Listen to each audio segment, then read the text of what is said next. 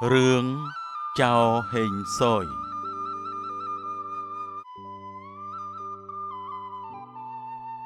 រីករាយថាកំណត់ណាវីគ្នាអរគុណអញឲ្យសម្លាញ់បងណាល្ងាចនេះនៅផ្ទះគ្នាមានកម្មវិធីជប់លៀងគ្នាចង់ហៅអញទៅជប់លៀងហើយនេះហើយណាវីអើយគ្នាក៏ចង់ទៅលេងផ្ទះអញដែរតែគ្នាខ្លាចមកផ្ទះវិញជប់គ្នាមិនហ៊ានមកម្នាក់ឯងទេអីយ៉ាមិនអីទេរឿងប៉ុណ្ណឹងហ្នឹងបើយប់មែនចាំគ្នាជូនអញទៅផ្ទះវិញកុំបារម្ភអីមើលយើងទៅផ្ទះអញក៏បានតែឯងកុំភ្លេចសម្ដីឯងនិយាយមិញហ្នឹងណាតែគ្នាមិនភ្លេចទេ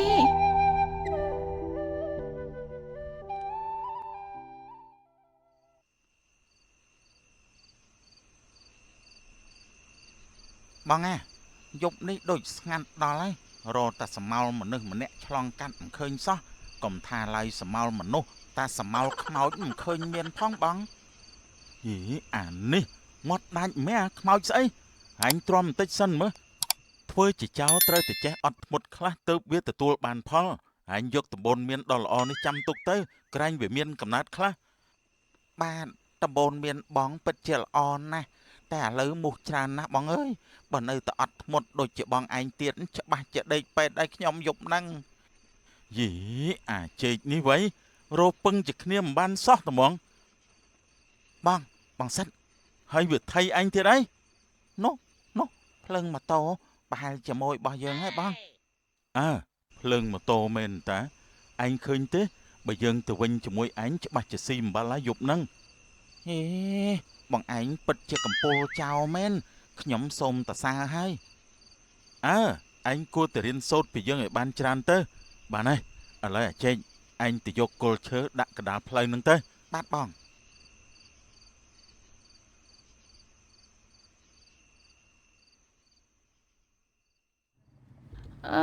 យើងថាឲ្យថាទៀតកុំឲ្យផឹកច្រើនវានោះណាស់ផឹកតតែស្វឹងក្រោកមិនរួចឥឡូវទុកយើងចោលធ្វើមិនដឹងឲ្យឯងទៅផ្ទះវិញតែឯងដដែលយើងឯណេះខ្លាចសឹងស្លាប់ទៅហើយចាំមើលណាវីព្រឹកឡើងយើងដឹងគ្នាហើយវើយឯងហើយចុះអ្នកណាអីក៏ទំនេរម្លេះនេះយកគល់ឈើមកដាក់កណ្ដាលផ្លូវបែបនេះពិតជាអត់ការងារធ្វើមែនពួកអាចចោល500អស់នេះវ៉ៃពិតមែនហើយពួកបងគឺពិតជាគ្មានការធ្វើមែនការងាររបស់ពួកបងគឺមកប្លន់អូនឯងនឹងហើយពួកឯងជាណាចង់ប្លន់អីត្រូវហើយពួកបងគឺជាចៅប្លន់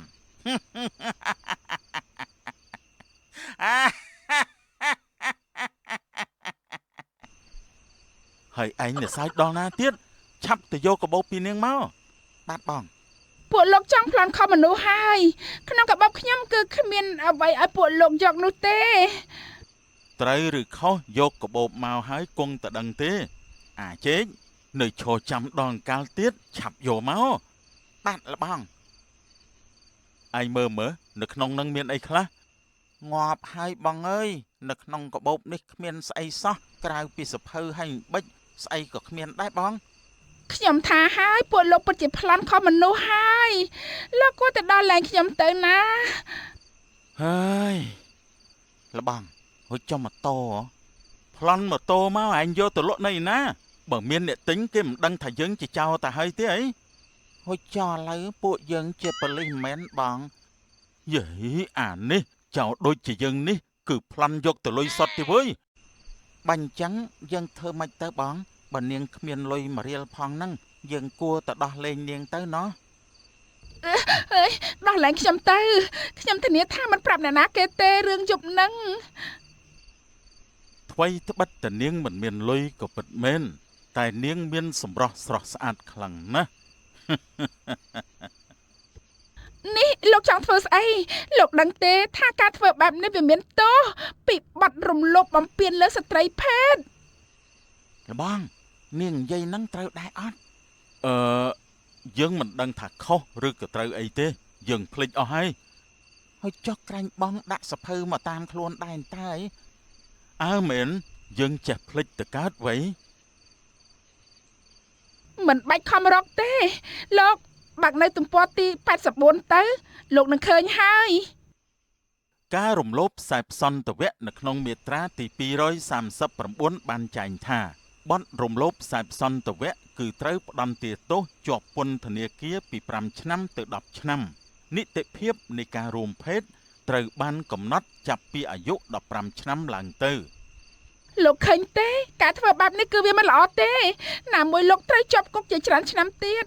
ដោយសារអារឿងមួយផ្លែតសោះហ្នឹងណាវាមិនគួរឡើយណាលោក លបងនាងនិយាយនេះពិតជាត្រឹមត្រូវណាស់យើងធ្វើចោលពិតមែនតែយើងមិនដែលបានធ្វើរឿងបែបនេះទេខ្ញុំខ្លាចជាប់គុកណាស់លបងយើងដឹងហើយបានហើយឥឡូវនាងទៅចុះ នេះលោកពិតជាឲ្យខ្ញុំទៅមែនទេ ពិតមែនហើយយ៉ាងម៉េចមិនដាច់អាឡ័យពីខ្ញុំមែនទេ ឈឹអ្នកណាអាឡ័យពីលោកនោះតែខ្ញុំចង់ដាស់តឿនលោកថាឈប់ធ្វើជាចោលទៅព្រោះសង្គមឥឡូវគេស្អប់ខ្ពើមខ្លាំងណាស់ប្រយ័ត្ននៅក្នុងគុកហូបបាយក្រហមទៅខ្ញុំគ្រាន់តែប្រាប់យកតែប៉ុនទេ យើឲ្យទៅហើយនៅមាត់ច្រើនទៀតប្រយ័ត្នខ្ញុំបដូរចិត្តវិញទៅណា ខ្ញុំគ្រាន់តែប្រាប់ទេខ្ញុំទៅហើយ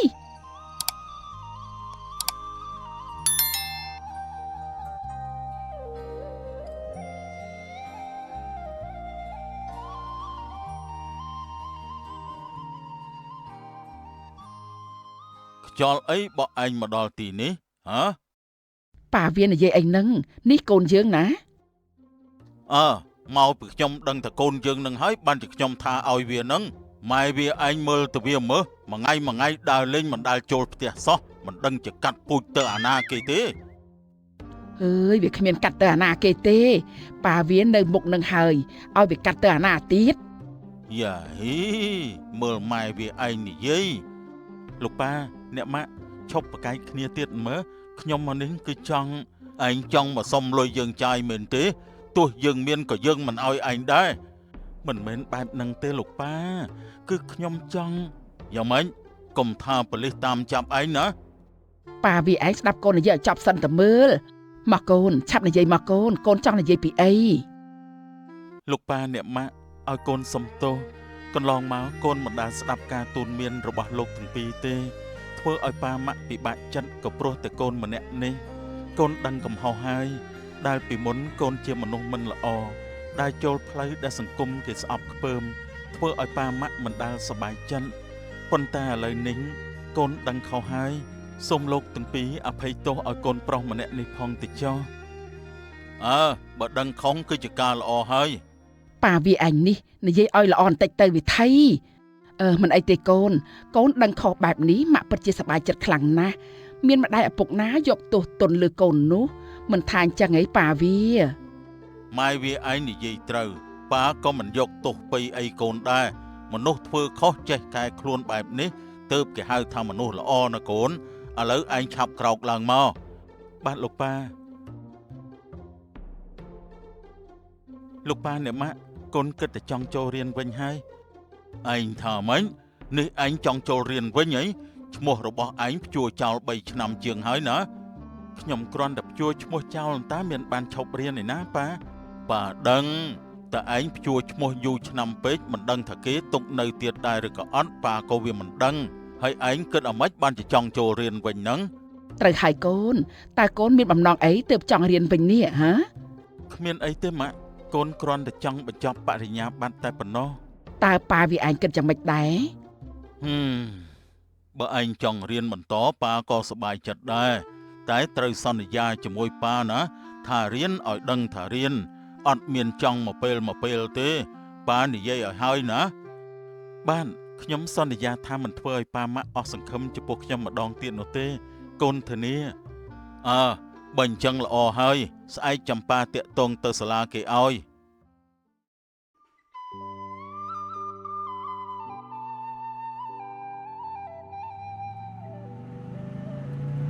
នេះ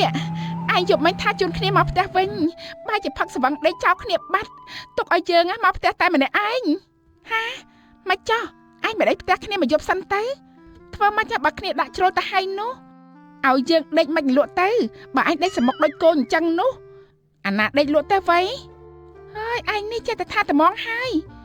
តើឥឡូវឲ្យគ្នាសុំទោសណាចាំថ្ងៃនេះខ្ញុំប៉ៅបាយឯងមកពេលណា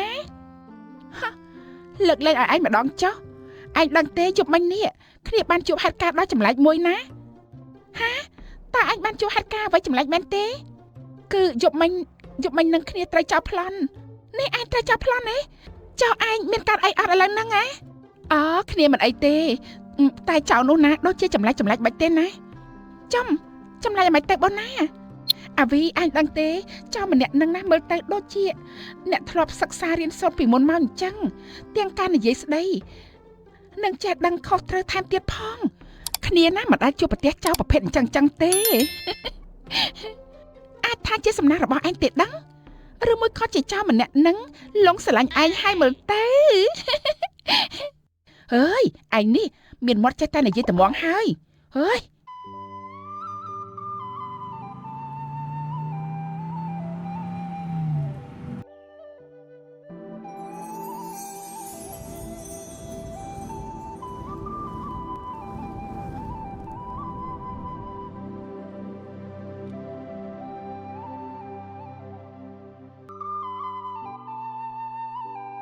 បងណាតើអញមានដឹងទេថ្ងៃនេះលើគេនិយាយថាមានសិស្សថ្មីមករៀននៅសាលាយើងណាអូគ្នាអត់ដឹងអីផងហ្នឹងហើយចុះឯងដឹងមកពីណាដែរងាប់ហើយឯងមិនដឹងមែនអីគេនិយាយឲ្យពេញតែសាលានឹងសោះមិនបានជាឯងមិនដឹងអើយ៉ាងម៉េចសិស្សថ្មីនឹងជាតារាមិនមែនបានជំនុំគ្នានិយាយដល់ម្លឹង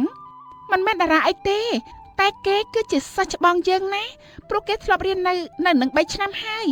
ណាមួយឬគេនិយាយថាគាត់នឹងសង្ហាខ្លាំងណាស់អើយឯងនេះពិតជាព្រានបរោះមែនឯងចេះតែនិយាយហ្មងហើយគ្នាមិនដែលឃើញផងឬតែគេថាដែរហ្នឹងឥឡូវឯងនៅញ៉ាំបាយនឹងសិនចុះគ្នាទៅបន្ទប់ទឹកបន្តិចសិនហើយ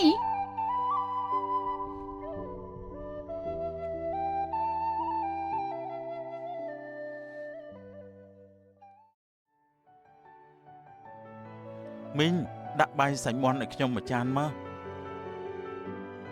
អូម្នាក់នឹងមិនមែនសិស្សថ្មីខ្ញុំដូចជាធ្លាប់ឃើញនៅកន្លែងណាអញ្ចេះអូនេះលោកជាសិស្សថ្មីនឹងមែនផែនដីនេះពិតជាចង្អៀតមែនណោះមិនបានជាខ្ញុំមកជួបនាងនៅកន្លែងបែបនេះទៅវិញបានខ្ញុំនឹងហើយតើនាងមានការអីមែនអូខ្ញុំអត់មានការអីទេតែខ្ញុំដូចជាធ្លាប់ជួបលោកនៅកន្លែងណាមួយអញ្ចឹងអូនាងធ្លាប់ជួបខ្ញុំមកហើយមិនបានជាខ្ញុំមិនដឹងអញ្ចឹងប្រហែលជាខ្ញុំច្រឡំមនុស្សហើយមើលទៅតែស្ដាប់សម្លេងលោកយូរទៅគឺរត់តែដូចតែម្ដងតើសម្លេងខ្ញុំដូចនរណាទៅនាងគឺដូចជាចៅ500ម្នាក់នោះខ្លាំងណាស់ទេនាងច្រឡំមនុស្សហើយរូបរាងខ្ញុំប៉ុណ្ណឹងដែរទៅធ្វើជាចៅយ៉ាងម៉េចអង្កើតតែខ្ញុំណែបាយក្មួយរួចហើយបានមីងអស់ប្រមាណដែរមីង3000រៀលទេក្មួយណែនាងមុននឹងនិយាយអីនាងគួរតែដឹងឲ្យច្បាស់សិនទៅកុំចេះតែស្មានតាមតែអំពើចិត្តនាងនោះមនុស្សល្អដូចជាខ្ញុំនេះមិនមែនជាចៅ500ដូចជានាងគិតនោះទេខ្ញុំមានបានថាលោកជាចៅឯណាលោកយកដាក់ខ្លួនធ្វើអីឬក៏លោកស៊ីលៀសរីអៀខ្លួនបូណានិយាយមិនទាន់ចប់ស្រួលបួលផងស្រាប់តែលេចមុខអាចេកមកធ្វើឲ្យបូណានិងពិសិដ្ឋមានការភ្ញាក់ផ្អើលជាខ្លាំងស្របគ្នាតែម្ដងនេះបងឯងមកទិញបាយអត់មានប្រាប់ខ្ញុំអីបន្តិចសោះខ្ញុំខំតែចាំមើលស្មានតែបងមិនទាន់ចេញពីរៀនទេហាអញនេះគឺនាងមិនភ្លេចខ្ញុំទៅម្សិលមិញសោះហ្នឹងឆាប់ភ្លេចម៉េចបាននេះបងស្គាល់នាងតាំងពីកាលមកមិនប្រាប់ខ្ញុំសោះអញ្ចឹងខ្វះអីពេលមកអាចេកអើយហើយឯងមកធ្វើស្អីចំពេលហ្នឹងហ៎សុំទោសលបងឥឡូវចប់អស់ហើយអូនេះនិយាយលេងចេញហើយមើលទៅអូយខូចឈ្មោះមនុស្សល្អគេអស់ហើយសាថ្មីសង្ហាណាតាមពិតជាចៅ500សោះតែចេះកែខ្លួនអញ្ចឹងក៏ចាត់ទុកថាល្អដែរខណៈពេលនេះពិសិដ្ឋហាក់បីដូចជារាជសីដែលជាប់ចំណងនៅក្នុងទ្រុងអញ្ចឹងទោះបីជាចង់ធ្វើអ្វីក៏ធ្វើមិនបានឡើយណាស់ហើយពិសិដ្ឋអើយទ្រាំសិនទៅធ្វើម៉េចបើយើងធ្លាប់ជាចៅមែន គេថាក៏មិនខុសអីដែរ អូនេះកូនមកពីរៀនវិញហើយអីមកកូនមកហូបបាយទាន់សម្លបាយក្តៅណាកូន បាទម៉ាក់ខ្ញុំហូបនៅសាលារួចហើយមើលទៅមុខវាចុះទៅរៀនបានតែមួយថ្ងៃសោះមកវិញមុខដូចកញ្ចងបាញ់អញ្ចឹងនឹងហើយកូនសំណប់ចិត្តម៉ែវាឯងនោះ បើវាជាកូនប៉ាវាឯងនឹងហើយឲ្យវាកាត់ទៅអាណាទៀត កូនខ្ញុំមែនតើម៉ែវាឯងដូចនិយាយត្រូវណាស់នេះយប់នេះពិសិដ្ឋអង្គុយតែម្នាក់ឯងដោយរូបគេមានការខ្មាស់អៀននឹងបូណាជាខ្លាំងនៅទង្វើរបស់ខ្លួនបានធ្វើចំពោះនាងនាពេលយប់នោះតើខ្ញុំគួរតែធ្វើយ៉ាងម៉េចទៅឥឡូវនេះឯងគួរតែឈប់រៀនទៅកុំឲ្យនាងឃើញមុខឯងអី ឯងគួរតែសុំទោសនាងទៅ ទេបើឯងសុំទោសនាងឯងពិតជាប្រុសអន់ខ្លាំងណាស់ វាមិនតែអន់ស្អីទេមនុស្សប្រុសធ្វើខុសចេះសុំទោសទើបគេហៅថាមនុស្សល្អណា បើឯងសុំទោសនាងមែនឯងពិតជាមនុស្សប្រុសអន់ខ្លាំងណាស់វើយបានហើយរឿងរបស់ខ្ញុំជាអ្នកសម្រេចពួកឯងឆាប់ចេញពីខ្ញុំឲ្យឆ្ងាយទៅ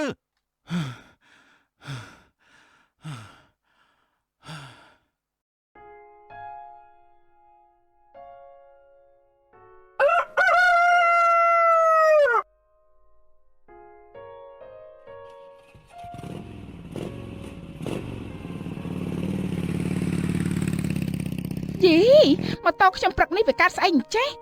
សាំងដូចជាមិនអស់ទេហើយចោះវាខូចស្អីគេនេះហើយនេះកំពុងតែប្រញាប់ផង តើខ្ញុំត្រូវទៅសុំទោសនាងដោយរបៀបណាទៅបើទៅនិយាយសុំទោសឆៅវាដូចជាមិនកើត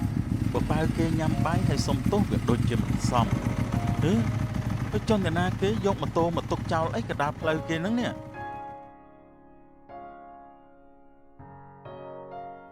អាយ៉ាកដុំឆែបអូយនេះនាងមកប្រភ័យខ្ញុំស្លាប់ហើយនេះ ខ្ញុំមានបំភ័យលោកឯណាខ្ញុំគ្រាន់តែហៅលោកឲ្យឈប់សិនតា ហើយបើនាងស្ទុះចាញ់មកអញ្ចឹងអីណា20ហើយចុះនាងមកឈប់ម៉ូតូអីនៅកណ្ដាលផ្លូវគេហ្នឹង ស្មានតែខ្ញុំចង់ឈប់អីតែម៉ូតូនេះណាមិនដឹងជាវានឹងខូចស្អីទេអាលុតឆឹងតែម្ដងលោកជួយខ្ញុំតិចទៅ អាយ៉ា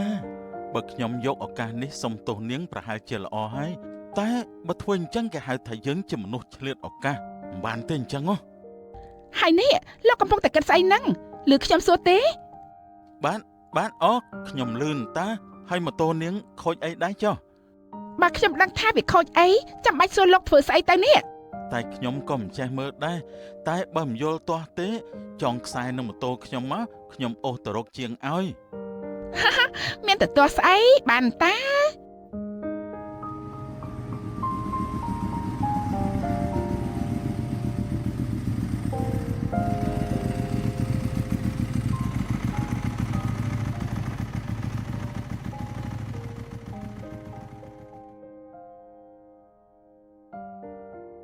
បងណាមិនព្រឹកនេះអញមកជឿនម្លេះបានអីនឹងមកលឿនបានម៉ូតូគ្នាខូចមិនដឹងជាមូលហេតុអីផងហ្នឹងហាបានម៉ូតូអញខូចតែអញបានអីជិះមកហ្នឹងហ៎អូគឺគ្នាសុំដោយសារគេមកជាមួយដៃហ្នឹងណាសម្លាញ់តែអញសុំអ្នកណាគេមកណែអញប្រាប់គ្នាបន្តិចមើលមានអ្នកណាទៀតគឺចៅហេងសុយហ្នឹងណាអូយអត់ទេគឺសត្វថ្មីដែលអញប្រាប់គ្នាហ្នឹងណាអាយ៉ាហេតុតែគេណោអើយនេះអញគិតដល់ណាហ្នឹងហ៎តោះឆាប់ចូលរៀនទៅ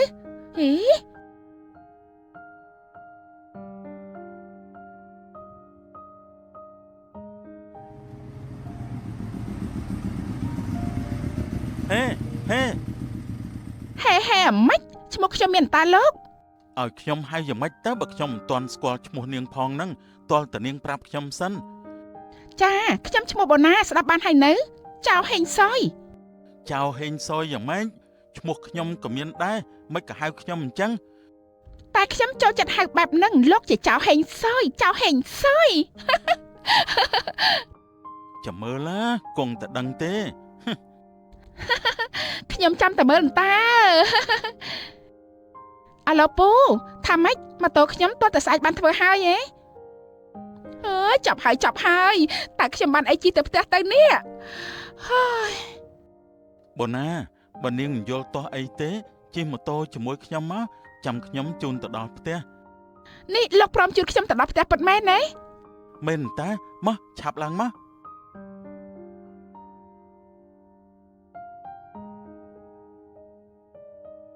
ម៉ែវាអើយម៉ែវារៀបចំបាយទឹកឲ្យនៅខ្ញុំហេវខ្លាំងណាស់ម៉ែវាអើយ ចាស់ពុកវាបាយទឹកខ្ញុំរៀបចំរួចហើយ អាយ៉ា ម្ហូបសតតែឆ្ងាញ់ត្មងហើយនេះហូចចុះឯណាកូនស្រីយើងនោះមិនទាន់មកពីរៀនទេអីថ្មើនឹងទៅហើយ ខ្ញុំក៏មិនដឹងដែរពុកវានោះនឹកដើមដង្ហើមមកដល់តែម្ដងហើយកូននេះ ហូចចុះអ្នកណាគេមកជាមួយនឹង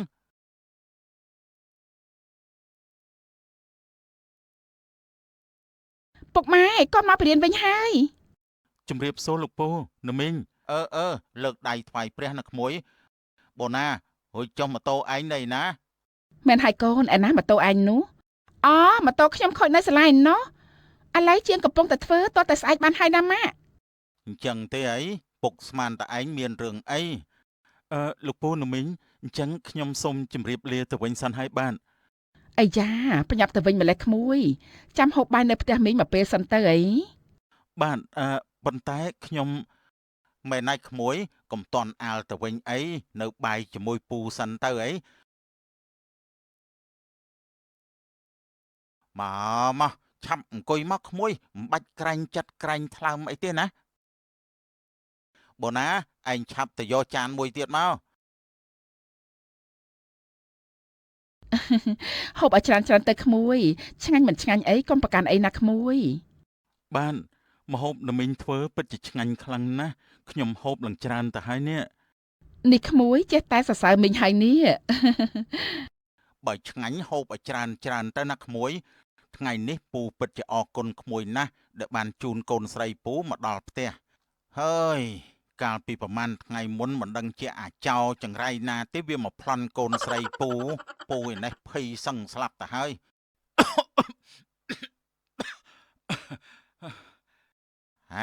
ហើយនេះក្មួយកាត់អីហ្នឹង បាទខ្ញុំអត់កើតអីទេពូ សង្ស័យតែមានអ្នកដឹកដើមហើយមើលទៅ បូណានិយាយឲ្យលួចសាច់តែម្នាក់ឯងចំណែកពិសិដ្ឋវិញគ្នាភ័យឡើងញ័រអង្គុយទប់ខ្លួនលេងជាប់ទៅហើយមួយឆ្នាំក្រោយមក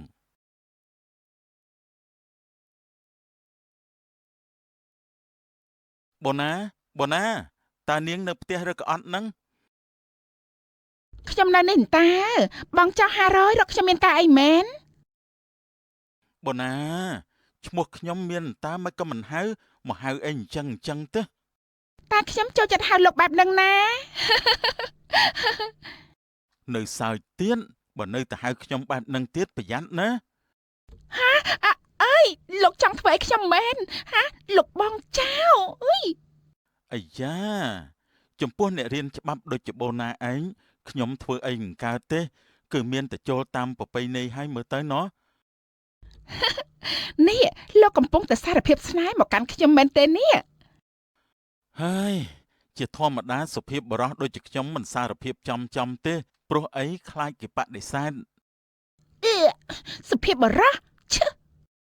បែបលេងតែមែនតែនហើយច្បាស់លាស់ទៀតផងតើនាងគិតយ៉ាងម៉េចដែរ ខ្ញុំមានគិតយ៉ាងម៉េចតែពាក្យលោកនិយាយអំបញ្ញមិញហ្នឹងខ្ញុំកត់ទុកក្នុងចិត្តហើយណា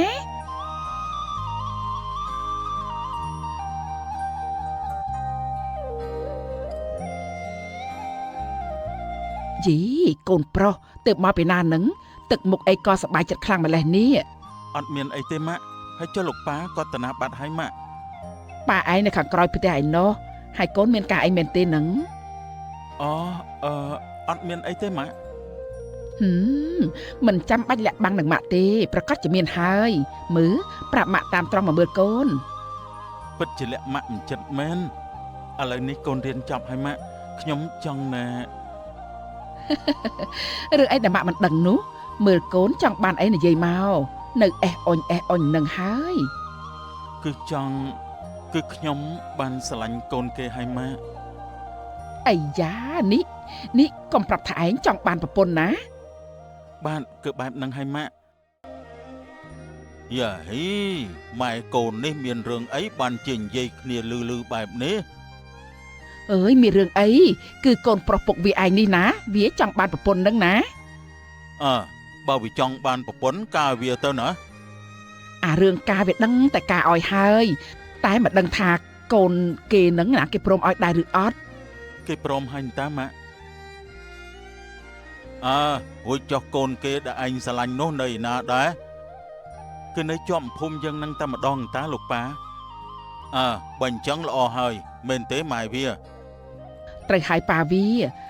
កូនណាវាចង់យកប្រពន្ធឆាប់ម៉ាក់ពិតជាសប្បាយចិត្តខ្លាំងណាស់ព្រោះកំពុងតែចង់បានចៅនឹងគេផង ដឹងស្អីទេម៉ាក់អស់មិនទាន់បានការផងរកចៅបាត់ទៅហើយហី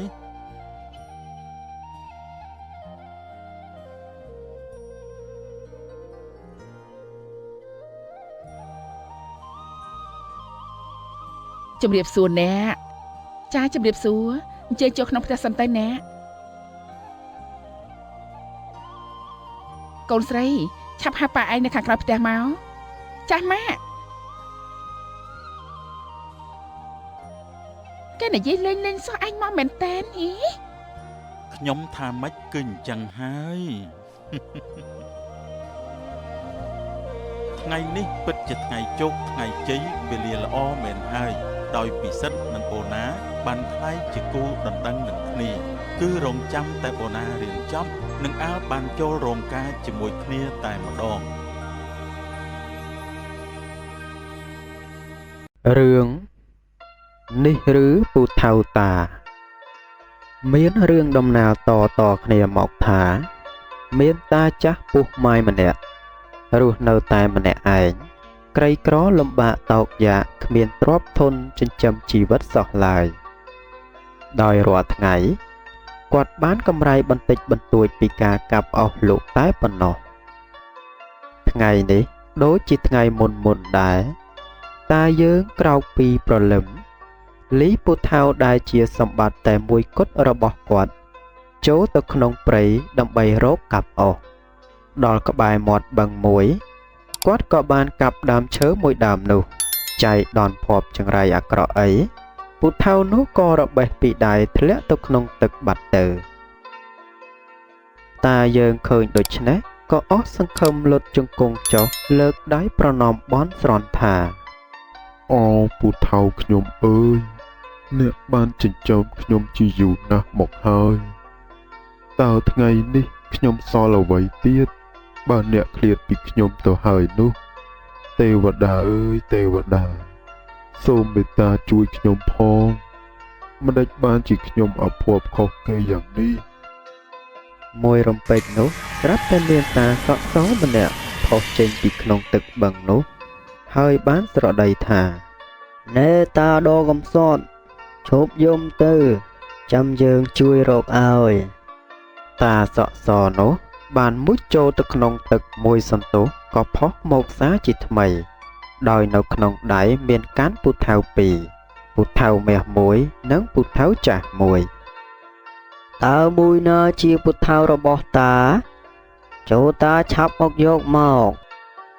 តាយើងឃើញមាសក្រហមឆ្អិនឆ្អៅតែគាត់មិនយកឡើយព្រោះមិនមែនជារបស់គាត់ គឺមួយនេះហើយជាពូថៅដ៏ល្អរបស់ខ្ញុំ អូតាពិតជាមានចិត្តស្មោះត្រង់មែនឥឡូវតាយកពូថៅទាំងពីរនេះចុះចាប់ពីពេលនោះមកតាយើងក៏ក្លាយជាអ្នកមានគាត់តែងតែជួយដល់អ្នកក្រលំបាកមិនដែលទាស់ម្ដងណាឡើយរីឯអ្នកស្រុកក៏ស្រឡាញ់រាប់អានគាត់គ្រប់គ្នា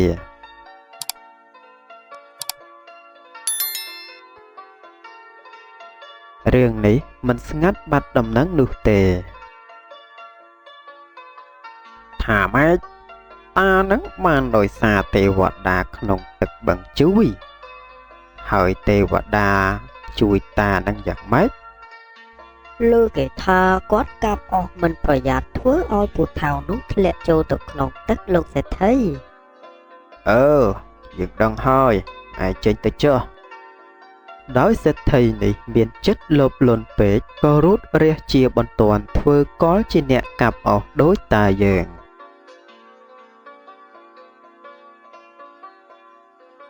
ទៅដល់មាត់បឹងសេដ្ឋីធ្វើជាកាប់ឈើដោយហត់ខ្លាំងពេក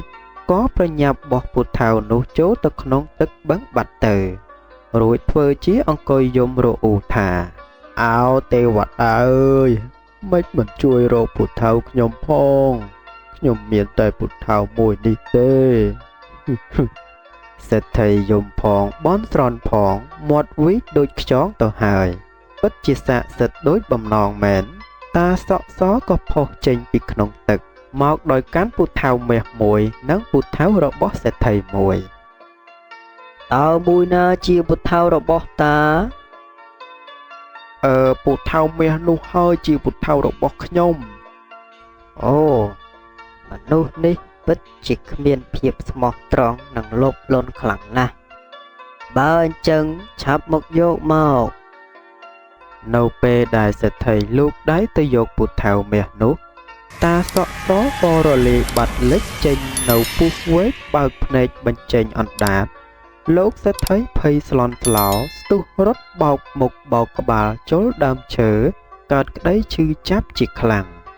ដោយពាក្យចាស់លោកពោលថាលោភលន់នឹងលៀបរែកបាត់ធន់ទៅ